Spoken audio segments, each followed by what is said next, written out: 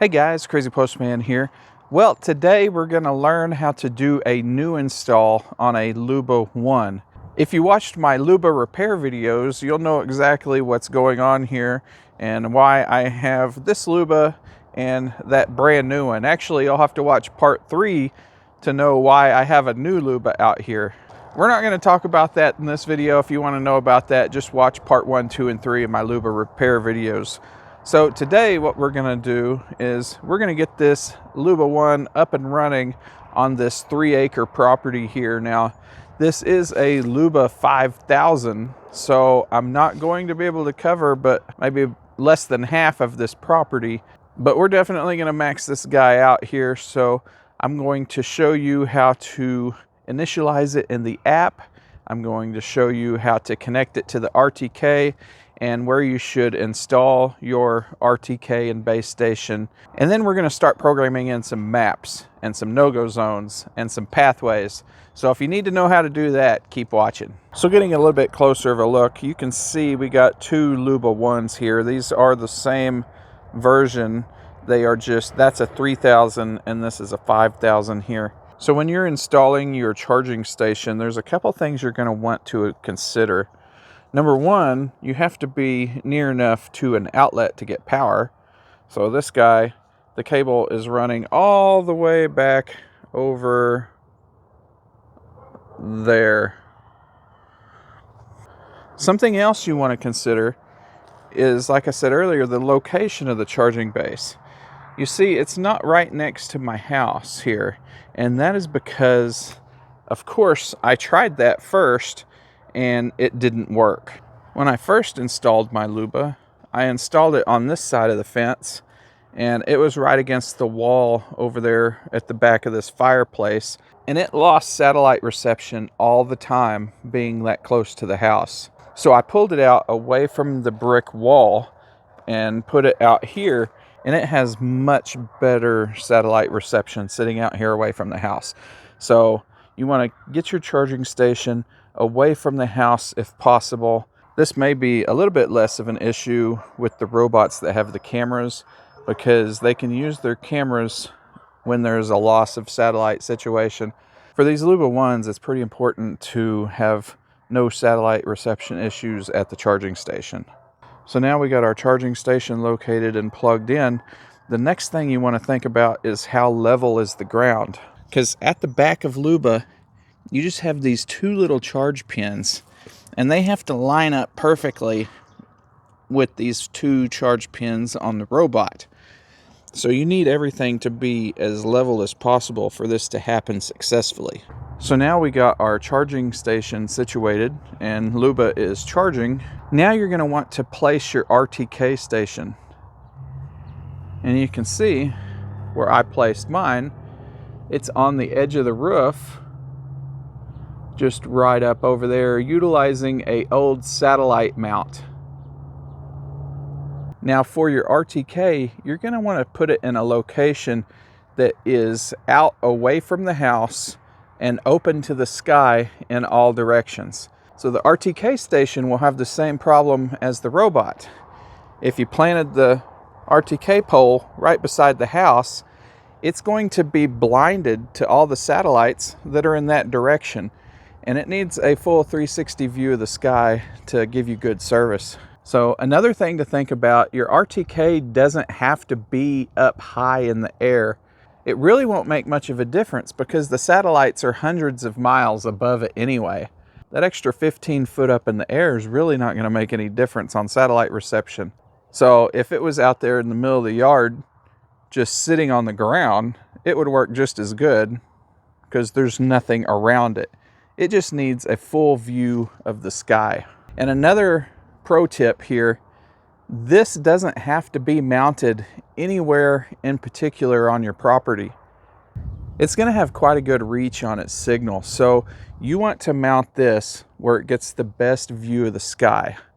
The nearness to the base station doesn't really matter. I did a video where I took Luba all the way out to the highway, the hill out there by the highway. I mean, that's a pretty good ways away. Location on the property, not so important. view of the sky, very important. So now I'm going to meet you in a screen recording, and we're going to connect to our Luba for the first time. We're going to get it connected to the Wi-Fi and bound to my account. And then we're going to start mapping. So the first thing we're going to obviously need to do is download the Mammotion app. So I've already done that and created an account. So now we're going to open the Mammotion app.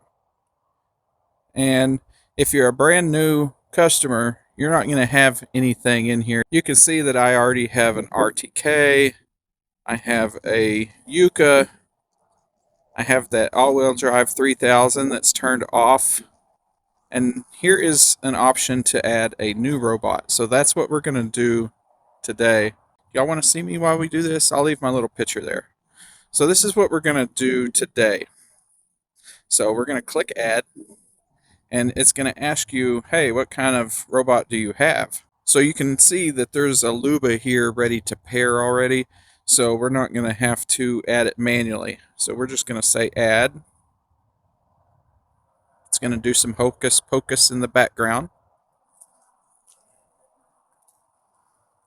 Now we're going to connect it to our Wi-Fi. So it's going to scan the Wi-Fi environment, and you're just going to choose your Wi-Fi network and then put in the password. So I got the password for my Wi-Fi in here, and I'm just going to hit join up here in the top corner. It's going to automatically join the network now.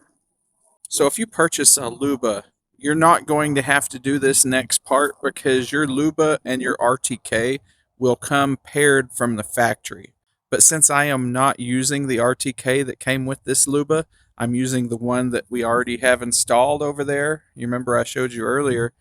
That means I got to manually input the address to that RTK station so they can talk to each other. So we'll have to do that next. Remember, a regular install won't have to do this, but knowing how to do it is a good thing. So if you need to connect your RTK, this is one way you can get to it. Just click the POS button up here on the top, and see here underneath POS it says status connected. So what you're going to need to do is click that. So now you're going to need to input the pairing code to your RTK station. Now, here's a major note. RTK stations may not be compatible across generations. So my two robots here are Luba 1s. So that's why they can share the same RTK station, because it's speaking the same language. The newer RTK models are not compatible with these Luba 1s here. So you kind of have to know that ahead of time. Any Luba 1 can use any Luba 1 RTK, but if you have a Luba 2, you need to use a Luba 2 RTK. And the same go with the Minis. I think the Luba and YUKA Mini also have their own RTK unit, so I don't think they can share either. But since mine are both Luba 1s, no problem. All I have to do is input the number here. And how am I going to get that number? Like it showed you on the picture, it's listed up there on the RTK unit, or I can just swap over to my 3000 here and steal it out of here. So right there is our RTK number. So I do a little copy and paste action here. Copy that sucker. You see my other Luba is connected to the RTK. It's all fine and everything. It's got a fix on the satellites. So let's go over here, and we'll go back in position here. Click on this, and we will input our RTK number. This one I'm deleting is the one that came from the factory. So there you have it. So now, let's see if it connects up. Fine, there it goes. See? It connected to the RTK station that I already have installed, and everything is ready to go. So now that we're connected to RTK, and you can see here on the screen, we have very good RTK signal. The robot has 28, and the base station has 37 for the band 1 and 26 for band 2. Now, the difference between band 1 and band 2 is just the frequency. So they operate on different frequencies. One of them has more penetration power through trees and such, and the other is a faster frequency, but it's at a higher frequency. So it gets blocked easier. But we're getting a little deep in the weeds. Y'all don't really need to know that here. Let's get out there and make some maps. We are ready to make our first map now. So what we're going to do, we're going to go into map and say create. And we want to create an area. We'll do no-go zone and channel later. First, you want to do an area. So it gives you a little instructional video on how you do your area. You go all the way around, and when you get back to the finish line, it's going to say, hey, you're done. All right. So first, you want to drive the robot to wherever you're going to start mapping. So to start creating your map, all you have to do is hit the play button now and then drive around the whole perimeter and do it as fast as you're comfortable driving. I'm going to do mine fast because I don't have many obstacles to avoid or anything to worry about. But I do have a long ways to go. So here we go.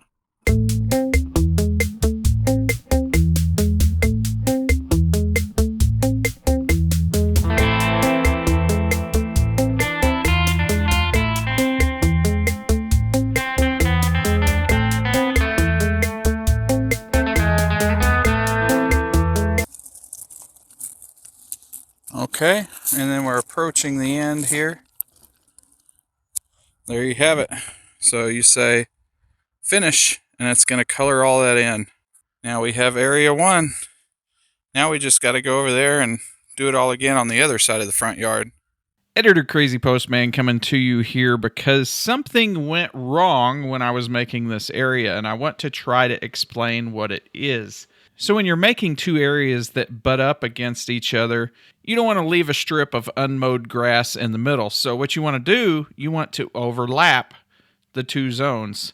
And you can do that in the software if you go into a zone once and out of a zone once. It will work, and you can overlap. It'll butt them up next to each other. But if you're going right down the line and you're bouncing in and out of a zone, I don't know how many times it will allow you to intersect a zone before it says no. As far as I know, it's only one time in and one time out. That's all you get. If you're bouncing in and out of a zone when you're trying to overlap, it's going to say, hey, you've intersected too many times. This isn't going to work. What I actually think happened is down here at the corner, you can see my overlap is getting a bit wider. I think when I turned and went back to the left here, that I probably cut across the zone in and out a few times or cut off the corner or something.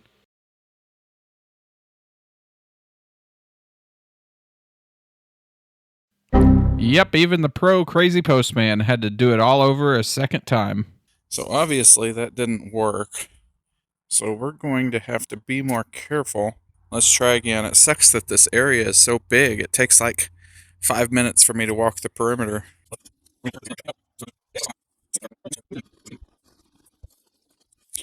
Okay, here's the moment of truth. We're going to say okay and finish. And if it doesn't save, I'm going to be upset. Hallelujah. All right. I think we just now learned if we have two zones touching each other, you can only go into it once and out of it once. You can't bounce in and out and cross over different parts of it. So if you want to make them touch, you can. You can overlap, but only go in it once and out of it once. Problem solved. So here we are back in the screen recording here. I'm standing next to Luba here, and we're about to start mapping out this back area now. All we got to do is like the same thing we did before. So we're going to go to create area, and then before you start mapping, make sure you hit the play button or you'll just be wasting your time. Okay, now we're on the mapping screen, and we can just drive around the area we want to map.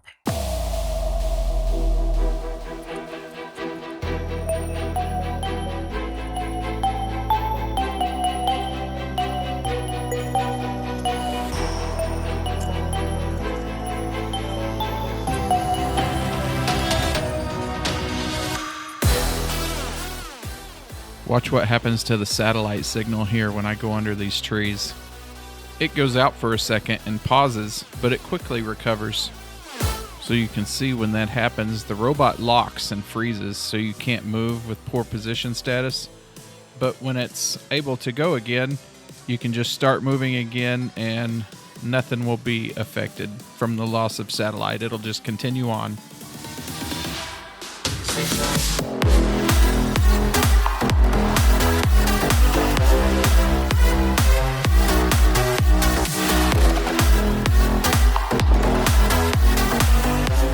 There is the backyard section. Now we're just going to have to make a tiny little pathway to connect these two sections here. We'll do that real quick. Create a channel. So we'll drive to where the channel needs to start.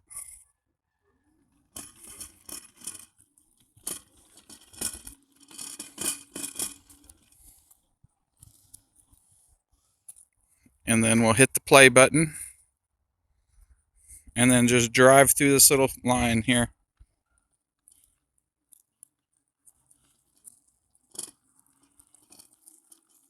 And there you have it.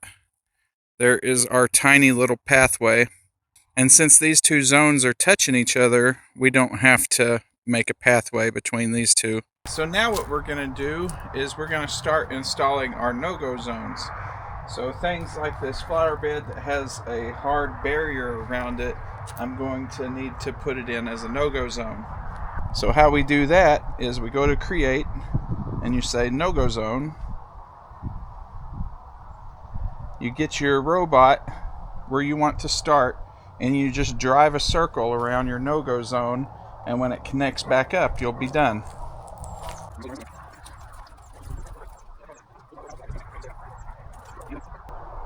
you can see on the map we now have a no-go zone. We need to make another no-go zone over here in this other flower bed.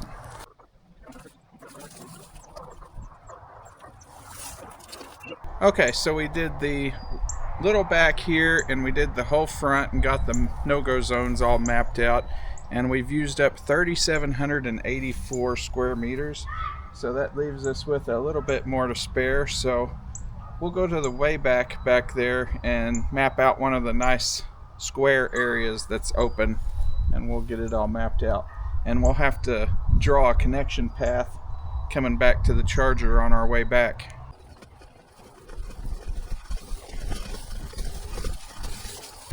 You can see it's quite a good ways back to the house, but we still have a rock solid connection to the RTK unit. We do have a weak Wi-Fi signal back here though.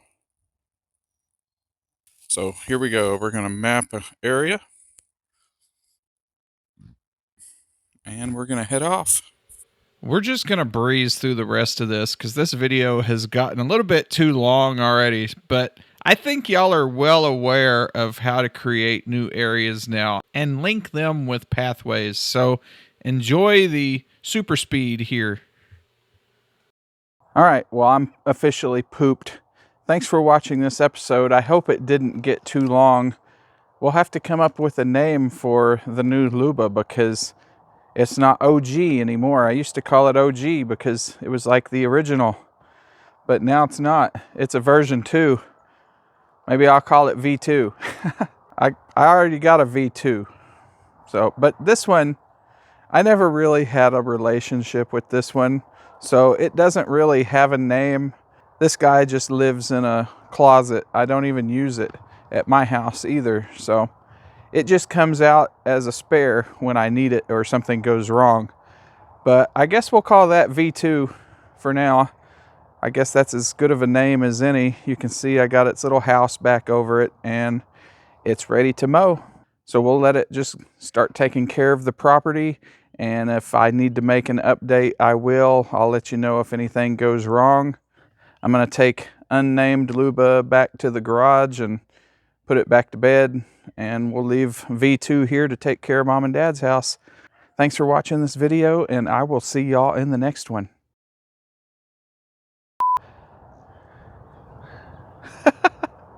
Was that you? Did you just fart? Oh my goodness, he's wagging his tail. That was him. That was you. Anyway, so I figured I would start V2 here on a project in the front yard before I left, just to make sure everything is going good. And you can see that it's chose to make back and forth pattern starting over here and working out in the yard. But you can see they still turn on the blades while they're crossing the zone. Look at that. So there's one crossways cut across the middle of the yard. So if you have really serious OCD, this might bother you just a bit.